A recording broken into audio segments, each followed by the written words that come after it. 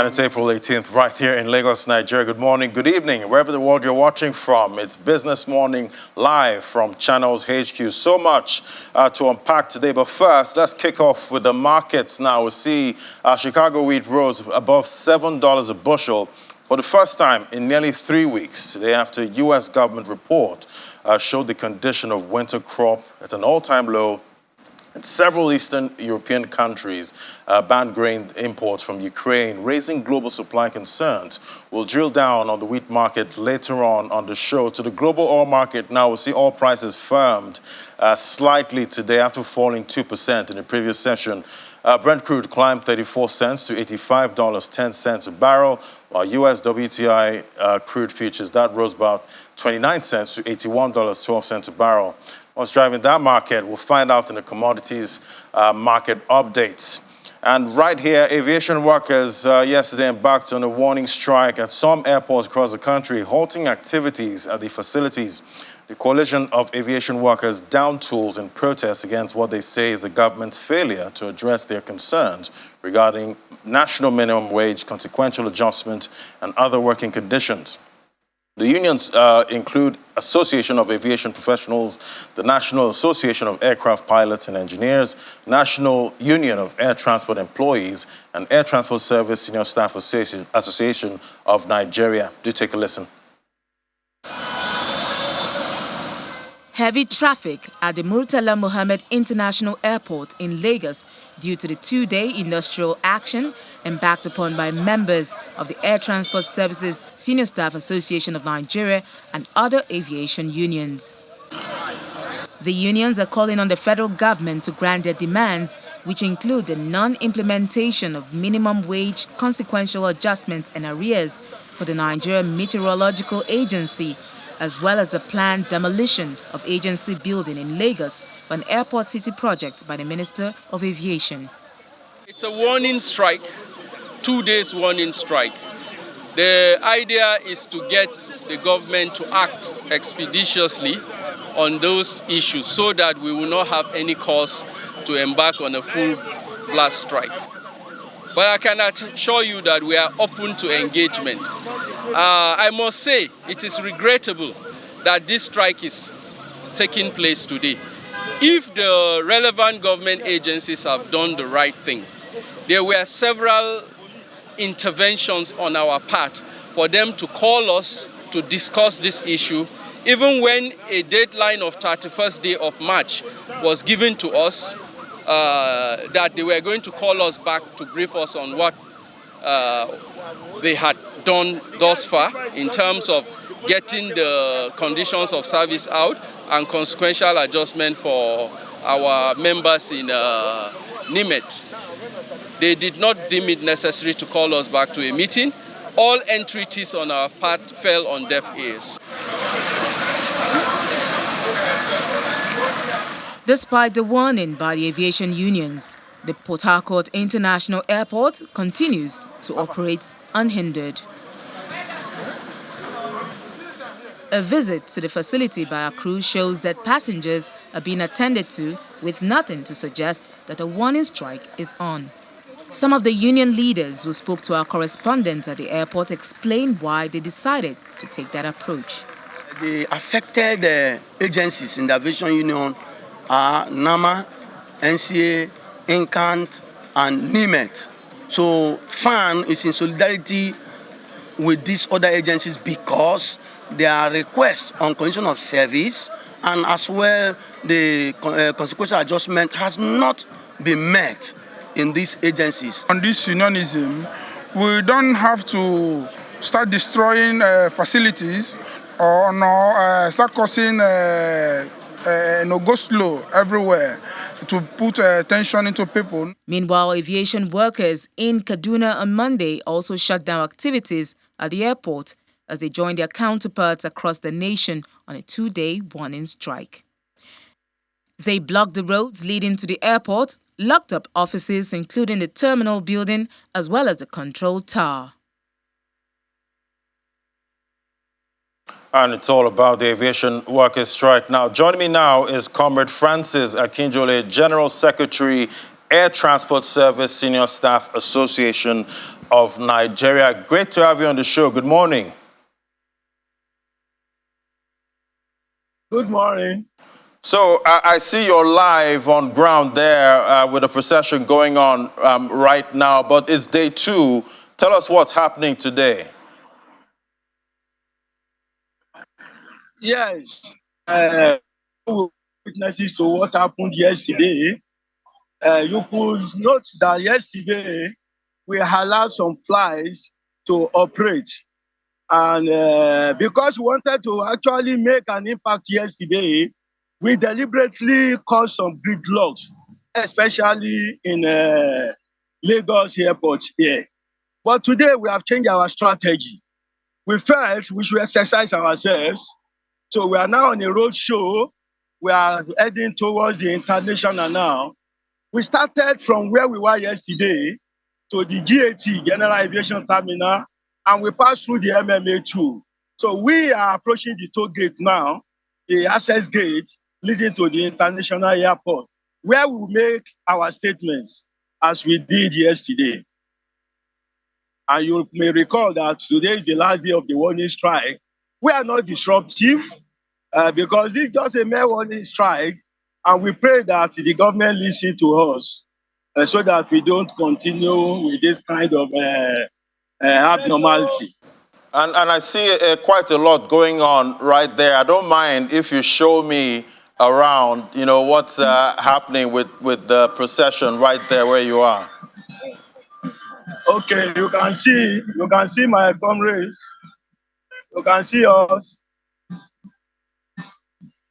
We have a long procession, but we give allowance to the motorists passing, making use of the airport road. How long has the procession been going on for now? Yes, that's what we are having now. How long has the procession been going It's our on? convoy. It's part of our convoy. How long has the procession been going on? Yes, this is what is going on. How long? How long has it been now? Yes, we are going, like I said, we are moving towards the international airport now, where we'll make another stoppage so that we can address ourselves and the traveling public. We have a message, and the message is that government should listen to us. That's why we have called it a warning strike. All right, but I know it's a warning strike, but have you heard anything from the government so far? Not new thing, actually. What we are made to understand is that they are going ahead with the meeting. The National Salaries, Income and Wages Commission had planned with the agency's management. So we expect that they will soon commence the meeting, but I wouldn't say we are pessimistic. We are praying that they will get out with something reasonable from there. All we know is that releasing the conditions of service and even putting a nod to the remaining consequential adjustment is not something that cannot be achieved in a day. After today, we will relax a bit and we will know what the efforts they are presently making will yield before we review these past 2 days and take the next necessary steps towards actualizing our demands. But it's our prayer that we are not forced to embark on this kind of situation again. And definitely, the aviation sector is a very, sensitive sector. Aren't you worried about the disruption this will bring to the Nigerian economy? In fact, we are more than worried. We are worried than even ordinary citizens of Nigeria are worrying about it. But we are left with no option. Like I told you, we have conditions of service that have expired for the last 9 to 13 years. Our members have remained in abject psychological masturbation. It's like they don't have anything guiding them. You know, when we negotiated these documents years back, what we have now as an economic situation is different from what we had then when we negotiated them. But yes, we said they should release it. We will manage it the way it is now until we decide to review it again. So Nigerians should also sympathize with us. We sympathize with Nigeria as a whole. We know economically we are losing, but individually, our members are losing economically as well. And an injustice to one is not to be injustice to all. Injustice to one is injustice to all. That's the situation. And I remember yesterday, your members in Port Harcourt didn't join this two-day warning strike. What's the situation now? The situation is peaceful and calm as usual. You know, in the aviation industry, we are matured. We are matured. We have never been disruptive. We have never been disruptive. So before we find ourselves where we are now, we had made every necessary effort to avoid this. But this is the last option. We are exercising. We pray, like I said, that we don't allow this to happen again. It takes two to tango. If we are to be concerned about the law that this is incurring upon Nigeria, the people in authority should be concerned. They should also be concerned. All right, comrade, but if your grievances are not addressed, what happens next? You say? If your grievances are not addressed, what happens next? Yes, like I told you, not tell you what is going to happen next now. Our prayers is that these demands are adhered to. After these 2 days, we will await whatever will come from their supposed efforts. If nothing dramatically changes, I can assure you that there will be a total withdrawal of service. But I know it will not be limited to that. We may have some other agitation instruments, like even protesting. And we will not limit it to the industrial unions in the aviation industry alone. We will inform our labor centers, the Trade Union Congress of Nigeria and the TUC to come and partake in this. And if that happens, you know, it may not even be limited to the airports alone. That is our apprehension. And we are honestly begging all Nigerians to help prevail on the federal government to do the needful. And we don't want the incoming government to see this as if we are packing it for them. If the process does not end now, we are not going to be swayed away from our of action. And if need be, we may continue with the actions from now till after the swearing in. That's just an hint. Well, I do hope that there's a resolution as soon as possible, because your sector is a very critical sector to this economy. Thank you so much, Comrade Francis Akinjule, General Secretary at SAN. Thank you for coming on the show. Thank you for having me, and good morning once again. Good morning. Yeah, definitely a very, see the air right there. It's quite packed right now. People having that procession there with the aviation workers, and definitely they want their demands met. We hope that the federal government and the aviation workers settle this as soon as possible. All right, commodities market update is next. Do stay with us. This is Business Morning.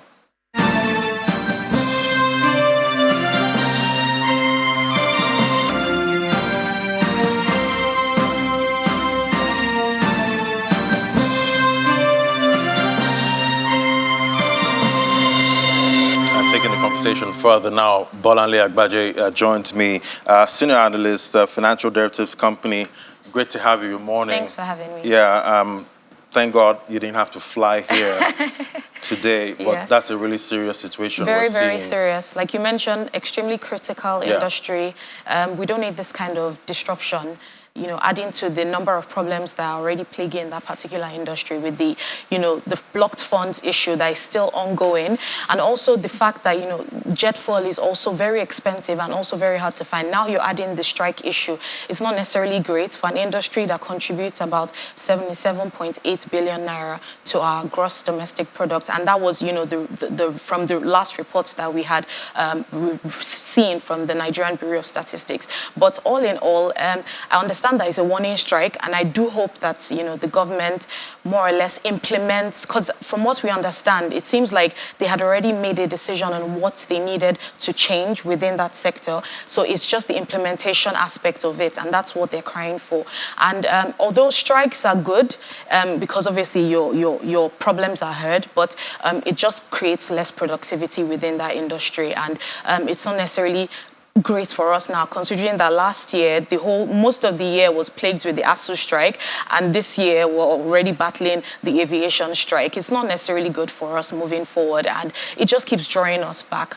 With the new administration coming in, I just hope that they're taking this into consideration and have better plans going forward for that industry and many other industries within the country. It almost seems like we could tag 2023 the year of strikes, going by what we've seen. Even in the UK, they have multiple strikes, going on there. And it's still this whole wage issue. Yes. Can we blame this on inflation? Because ever since we had this inflation issue, obviously wages don't match up. They don't match up, yes. So obviously inflation is one of the major culprits. But obviously going forward, we had seen the fact that there was disruption caused by COVID.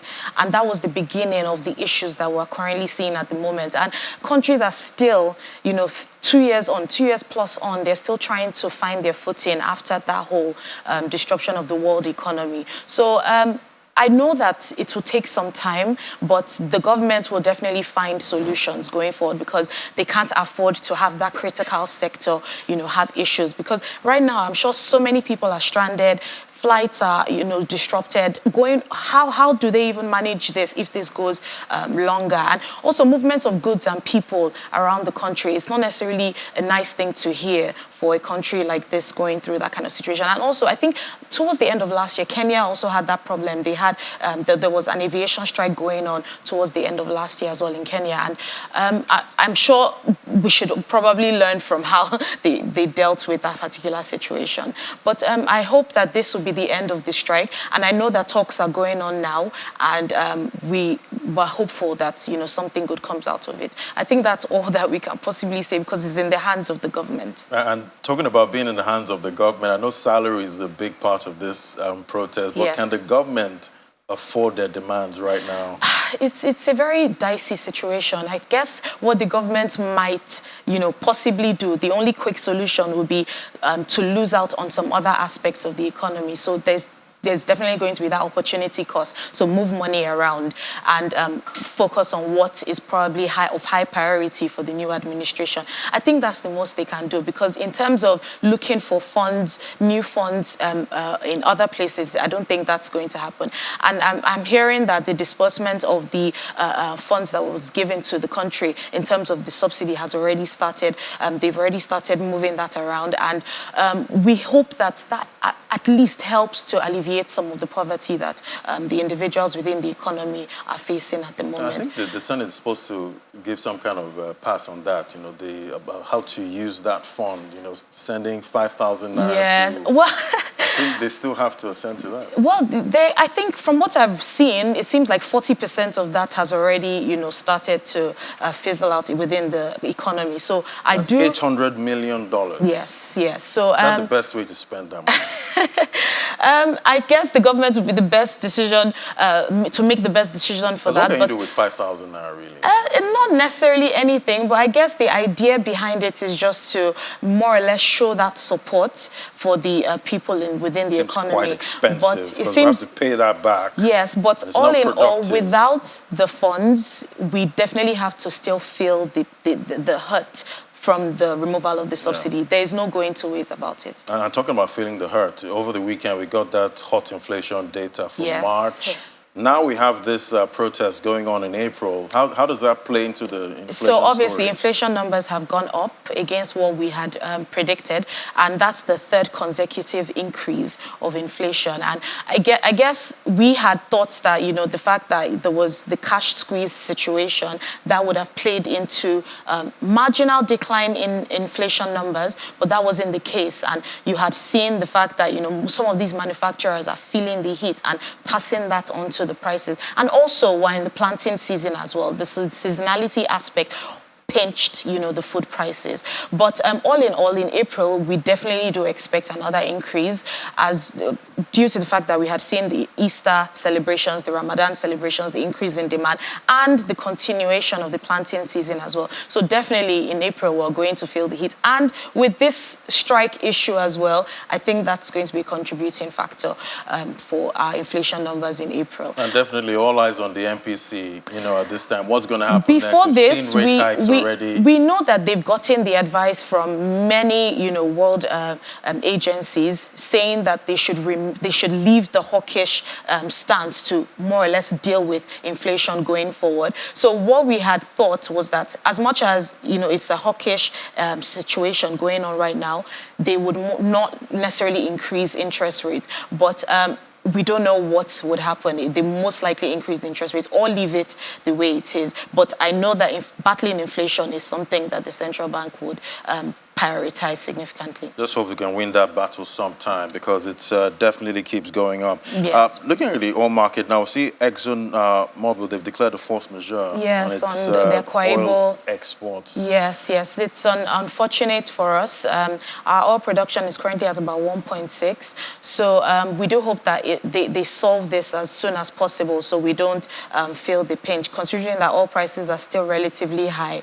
at the moment. But force majeures are things that we've been experiencing for the past few years, and I think what's more important is how quick we come out of it and get back into producing our oil or increasing our oil production. So yes, so that's what's happening. It's not necessarily great news for us, but going forward, we do hope that they solve the issue as quick as possible. And looking at the Naira now, we saw it appreciate about 0.27% in the parallel market. What drove that?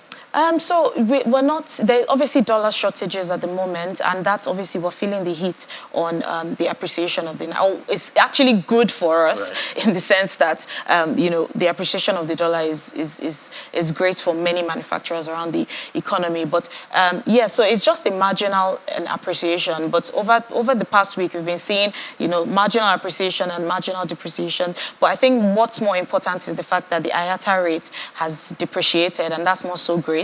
But what this might feed into might be the decline in the request for PTA allowances and all of that. So that's in the medium to long term, this should actually be better for us, because when you see that decline, then it means that obviously our Naira appreciates going forward. So it's great news now, and we hope that, it continues that trajectory. But I don't see the Naira, going past or moving higher or lower than 700 in the nearest term, for sure. All right. Well, looking at the commodities market, at the domestic commodities market, what's playing out there? Well, we're seeing mixed reviews. Prices are still relatively stable, but in April, I'm sure we're going to, towards the end of April, we're going to definitely see increases in major prices of major domestic commodities going forward. And obviously, that's not necessarily great, but by the time we enter the harvest season, we should see prices taper down. All right, we're looking out for that. Thank you so much. Thank you so much. Bolanle Agbaje, Senior Analyst, Financial Derivatives Company. Thank you. All right, we'll take a moment now.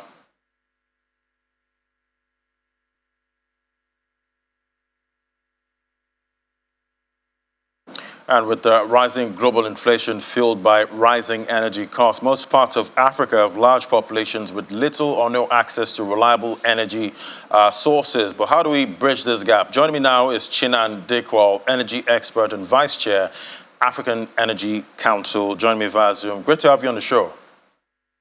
Pleasure. Very good pleasure to be here. Yeah, so I know that you're at the Nigeria International Energy Summit. That's kicked off on Sunday. What has been discussed so far?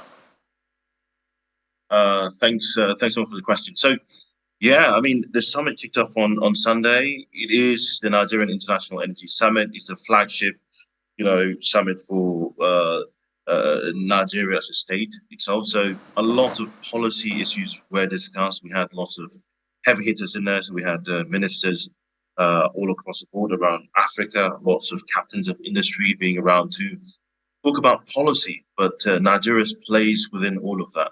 I think one of the themes that's coming up very, very clearly is around humanizing energy. And it's such a big thing for Nigeria. Humanizing, meaning, putting people at the center of energy decisions. So one of the things, you were just talking about with your guest was around subsidy, subsidy removal, all of that critical thinking around how do you humanize energy if you're making a critical decision? Does it impact? Who are the critical stakeholders, that will be affected by this? And therefore, what are the steps that you take to ameliorate any, challenges to them? So lots of things were discussed. I think this morning we're going to have His Excellency Professor Yemi Osinbajo, Vice President. He's going to be there, I think, from about 11 o'clock this morning. But outside of that, a lot of very critical stakeholders from around the world, all discussing, sort of energy dynamics and Nigeria's place within that. And talking about Nigeria's place in all of this, now we've had this summit for years now. Can we gauge the impact so far? Yeah, that's a good question. So, yes, we've had this summit. I think it's the third year running, if I'm correct, probably second. But yes, we've had the summit for a while.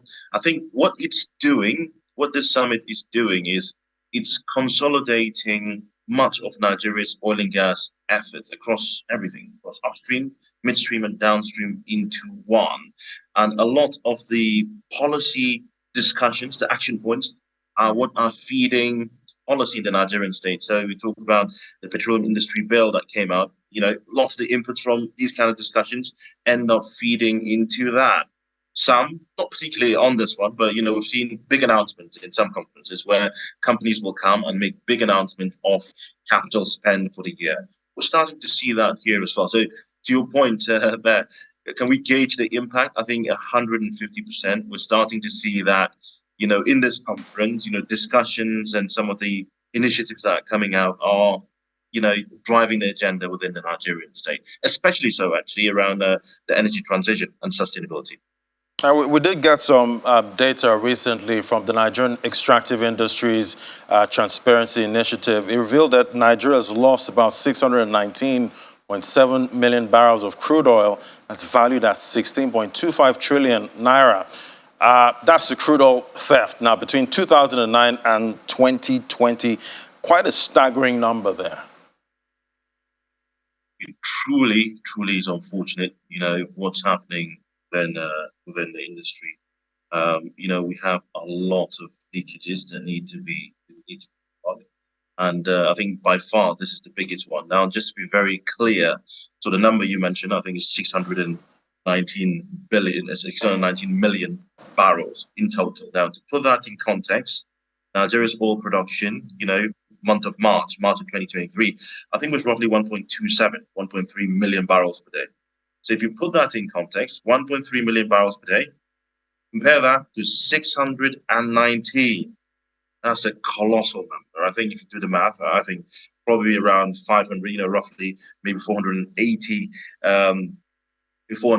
days. So essentially what that means is Nigeria has almost lost oil production for 180 days. 1.2 million barrels compared to 619. We almost lost oil production. It's almost akin to losing oil production for a year and a half. It truly is staggering when you think about it. The number you mentioned, 16 trillion naira, maybe around 40, probably 48, 47, billion dollars. It's a huge number. And the reality of it is for crude oil theft to be happening at this scale, it's not simply a thing that's artisanal. So it's not artisan play. It's not a thing of having illegal refineries. It's not small players in the game. This is an industrial operation of theft. It's industrial, and for that to happen, I can guarantee you, key operators would have to be involved because we're talking about massive theft of crude oil. They have to be involved. Whoever is policing or guarding that area, the whole area, they would have to be involved. And, even in the international stage, because much of the crude that's stolen from here ends up on the spot market. It ends up in the spot market, in Europe and all around the world. So there would be lots of foreign players as well. So it's a whole operation that traverses a massive cross-section, and it requires lateral thinking. It needs us to think differently about how we attack this problem. It's not just rhetoric. It's not just clamping down. It's not what the Navy is doing. The Navy would go in and they would find an illegal, vessel and they will destroy it. You don't destroy these vessels. We hold those vessels, we ask questions, and we try to find out exactly who's behind that. And then that's the basis that we take that forward. You don't just burn the vessels. We need to think laterally about this problem, because what's happening here, unfortunately, is burning the future of our kids, the future of the generation to come. This is oil, and it's a lot of money. And definitely, this is a time where we need all the revenue, that we can get. And, talking about, spending, we spent about 13 trillion naira now on fuel subsidies. That's between 2005 and 2021. And now it looks like removal is upon us, that subsidy removal. What would you say is the best way to get a soft landing, for this transition? Yeah, so that's actually a very interesting one. It's one that's very close to my heart. The reality of it is, fuel subsidy, the concept of fuel subsidy, it's a good thing, and it serves the general population. If you execute that properly, then without a doubt, what you'd find is when you go to the pump to fill in petrol, you'd be really cheap. When you go to the pump to fill in petrol, there will be petrol. You will not be out. You wouldn't have all the queues that we're having if you execute that strategy properly. Unfortunately, like you said there, since 2005 to date, all of these parameters have failed. We've been paying huge amounts, 74 trillion naira, like you say, around fuel subsidy. And you go to the pump, there will be no fuel. You go to the meter, relatively expensive compared to the Nigerian situation. What that means is most of the money being paid for fuel subsidy does not translate to the ordinary people on the street. It ends up servicing the people who are importing this fuel themselves. So the selected few are the people who benefit from that. It's a colossal amount of money.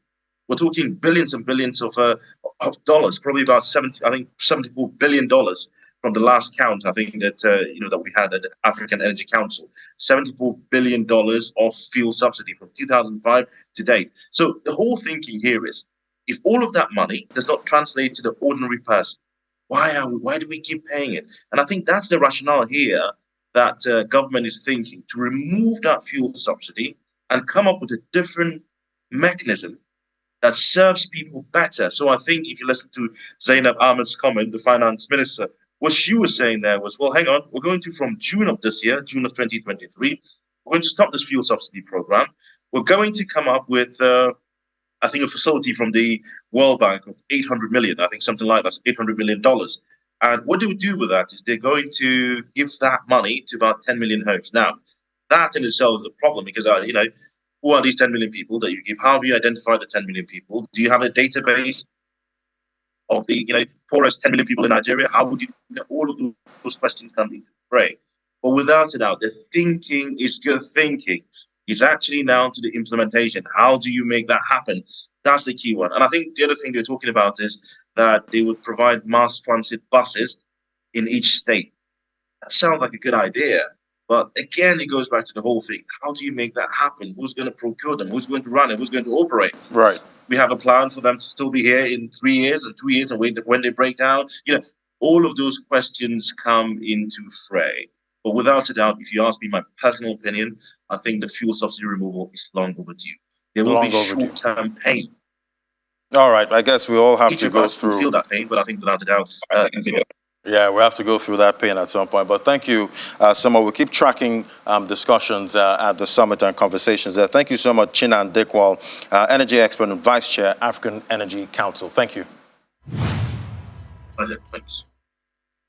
All right, so let's get on to the markets now. Let's see what's happening there. We have John McQuarrie with the details. I see some red on your dress, and yeah, it seems to blend. Yeah, well, I have to stay in the spirit of the market, and right. The market has decided to stay red, so I mean, let's stay there. Yesterday was really red, Ladi, I can tell you that. Yeah, 1.48%, and also I hope we do not, at the close of trade today, go to 50,000 there. We can see it was just 50,127.38. And the market cap at 28.85 trillion naira. There you see the volume, only the deal went to the green zone. Value 1.57, volume 226.59 million. But I think the biggest story we'll see will be in the sectors. In the sectors, Okay, there you have the top trades. Fidelity still looking good, but they're the sectors. You know, that favorite counter that is most liquid and moves the market easily. That's the banking. It was down more than 5.5%. That's a lot, and it's a rare sight seeing the banking sector. I can tell you that Zenith Bank received a hit yesterday. It was down 0.5%, and generally we saw MTN Nigeria doing its thing. It was down 6.7%. No wonder. That was 16 naira. Imagine 16 naira getting off one stock in one day at the end of one trading session. Well, that's where we have there. So let's stay with equities now, as we have Tajuddin Ibrahim joining us now to tell us, probably he can help us understand why this most liquid counter lost more than 5.5%. Good morning, Mr. Tajuddin Ibrahim. Thank you so much for your time this morning. Good morning. Thank you for having me on the show. So we know that over the weekend, the NBS did release an inflation figure, and we saw that Nigeria's inflation is now 22.04%. I think it beat some analysts. Can we say that that's hitting the market? Is it hitting investor sentiments yet? Well, I think it is in line with, what your thought. It is impacting negatively on investors' sentiment, because if you look at Nigeria's inflation at 22.04%, and we take a look at about 20 economies that we track globally, it is clear to us that Nigeria is one of the very few economies across the world where we are still seeing inflationary pressure. And if we bring it down to Africa, Nigeria is, Nigeria's inflation is trending just the way the inflation in Egypt is trending. Across African countries, the African countries that we track, Nigeria and Egypt are the two countries where inflation is still on the rise. For other countries, such as Kenya, such as Ghana, we have begun to see moderation in their inflation number. So the inflation number for the month of March is a negative surprise, and it is an indication that companies are seeing increased pressure on their cost of production and also on their operating expenses, and that to some extent could dampen the growth of their profits in 2023 if we do not see some moderation in inflation over the coming quarters. So in summary, it has an impact on investor sentiment, in my view. So people are asking, I mean, we see MPC meet every other month, and we see rates being hiked. And I mean, rate hike is supposed to taper inflation. Is there something we're missing? Is there something that a country like Ghana is doing that Nigeria is missing out? So I wouldn't say that there is something that we are missing on that front, but what I would say comfortably is that Nigeria's inflation is not demand pushed. It is rather, cost pushed, because we are not seeing increase in the, disposable income of Nigerians, that we could link to increase in demand by Nigerians generally. Rather, what is happening is that the cost of production of goods and services is rising, and that is what is driving up the prices of goods and services, generally speaking, as many business owners, companies want to protect their profit margin in an environment where the cost of production is rising. And in a bid for them to protect their profit margin, they would have to pass price increases to consumers. And that is what is reflecting in the inflation number. So monetary policy in itself cannot solve our inflation problem in the country, because it is not driven by demand. What could solve the problem, to my mind, is investment in infrastructure, for a long-term result. If the cost of production of goods and services is much lower from the current level, companies, businesses would not have the need or the requirements to be hiking prices, passing price increases to consumers. That is what we need to address. Nigerians provide their own power, and we all understand what the prices of diesel are in the market as we speak. Even for those that use, petrol generators, petrol prices are higher. So when you generate your own power by using generators, you are incurring more cost versus you using, the power that is generated by the government. So we see all this having negative impact on small and medium businesses as a whole. And the only way they can communicate this to Nigerians and consumers generally is to increase prices. So we need to fix such problems like the power sector problem, and also transportation problem is very important for us to fix. It goes beyond monetary policy. Okay, all right. So could this be feeding into the banking sector? See that the counter was down 5.53% yesterday, and that is not something we see every day. So if we talk about the banking sector, we can look in two directions. The first is around what we have seen in their share price appreciation since the start of this year. Some of the banks have delivered, good returns to investors, and it is not out of place for investors to consider taking profit on some of those names. That, I think, is part of market dynamics, and investors naturally, are allowed, to take profit on their investment at any time, they intend to. The second element, which I think speaks to fundamental, is what is happening in Ghana.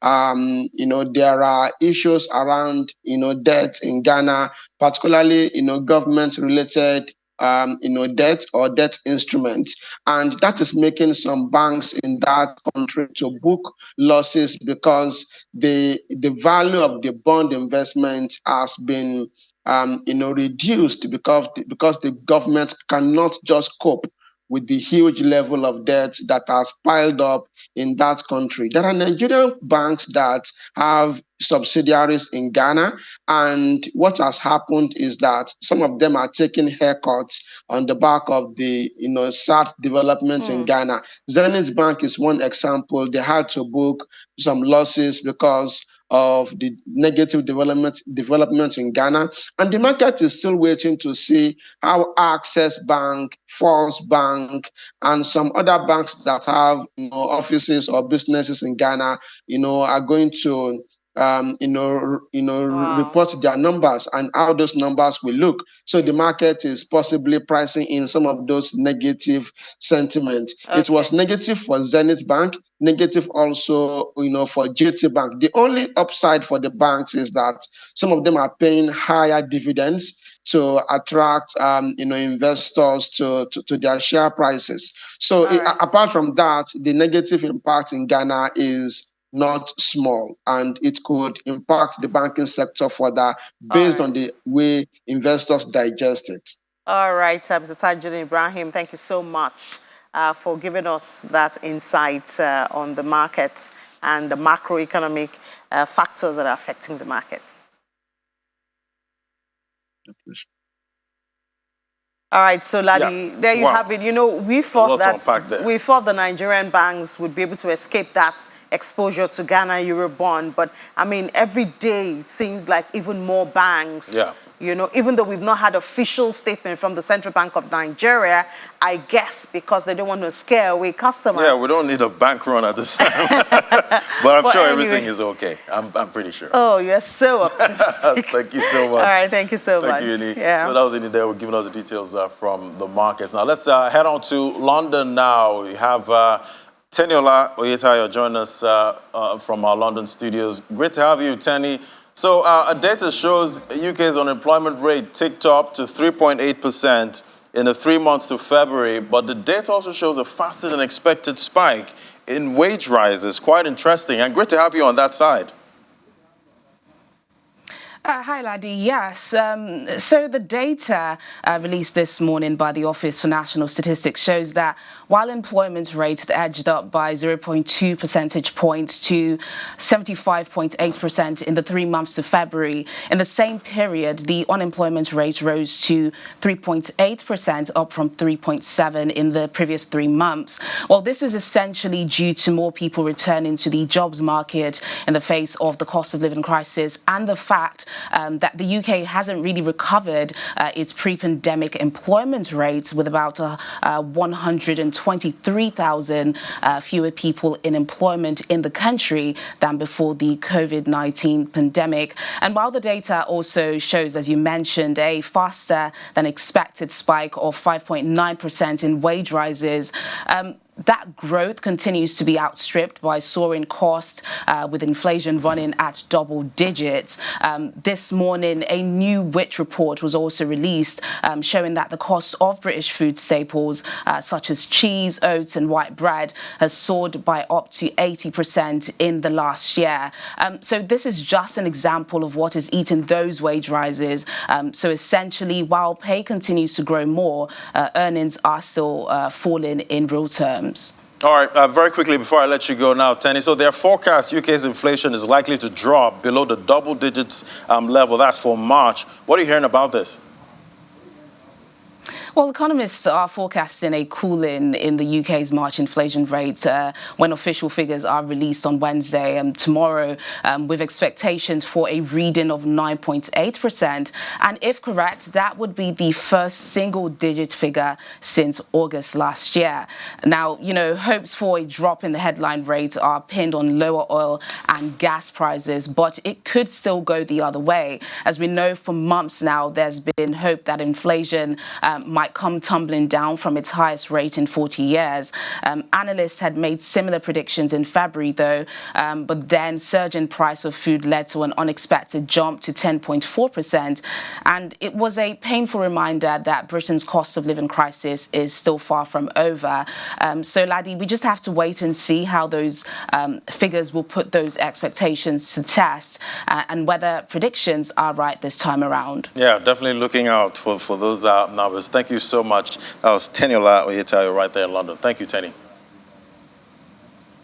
Thanks, Laddie.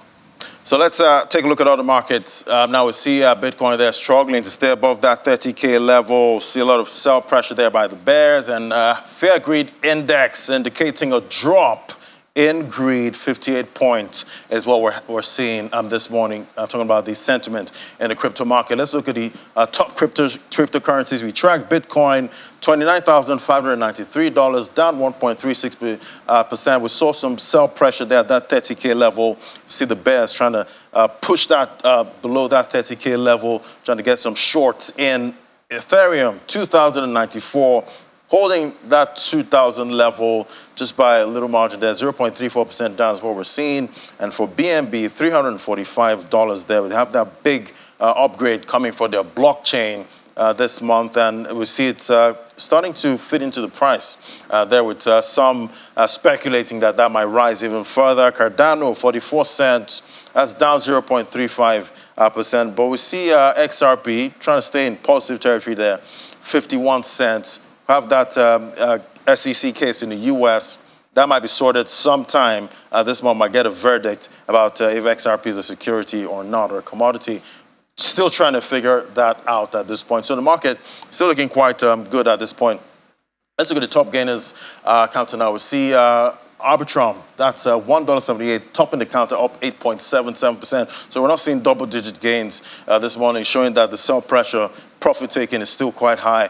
ICP, not seen this on the top gainers counter for a while, $6.32, up 6.91%. All right, so recently we've heard about some crypto startups and Web3 startup companies there. One just announced it will cease operations after failing to close a successful funding round, and has asked merchants to withdraw their funds before the end of the month. Joining me now is Terence Zimwara, financial market analyst. Hello, Terence. Great to have you. Good to have you, Williams. So looking at this issue that's with LaserPay, is this a sign of things to come with funding in the crypto industry? You could say that because besides laser pay, we also had fluid coins. They were recently acquired by this Seychelles-based crypto company. The next coin actually announced that they are closing because they had their funds stuck in FTX. Then cheaper cash, the big one. They've been laying off people, so it gives you an indication of what is happening. Funding is drying up. Obviously, what is happening in the US is a big push factor as well to that. All right, Terrence, so at the end of the day, if these companies, the crypto industry, they're not able to raise funds, going forward, what happens to the industry, basically? Well, in the short term, maybe that would be bad for the industry, but you have to look at the bigger picture, that what is happening. We've seen banks in the US collapse. So a bank collapsing in the US vindicates the reason why crypto, like Bitcoin and others, were created in the first place. Bitcoin was a reaction to the financial crisis in 2008. So essentially what is happening in 2023 is almost similar to what we saw happening there. So you could say that as soon as we had this news of the Silicon Valley collapsing, Credit Suisse collapsing, we actually saw the trajectory of Bitcoin actually going up. So it might be a bumpy road in the short term, but I think in the long term, I see crypto recovering and companies actually recovering. All right, I guess the contagion effect there impacting most of these companies. Thank you so much. That was Terrence Zimwara, financial market analyst. Thank you so much. Cheers, anytime.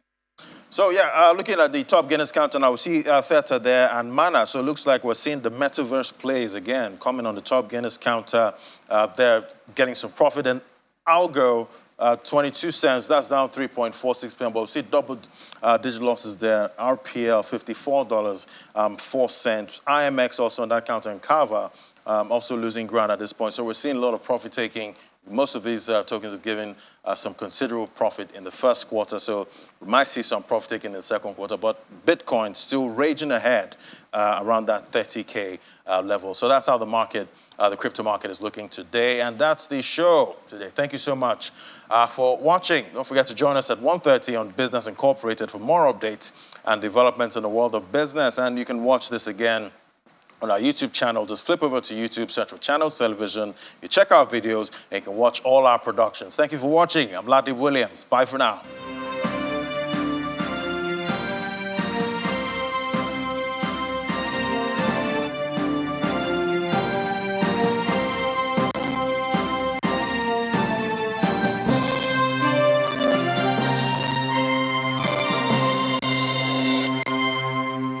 At the 10th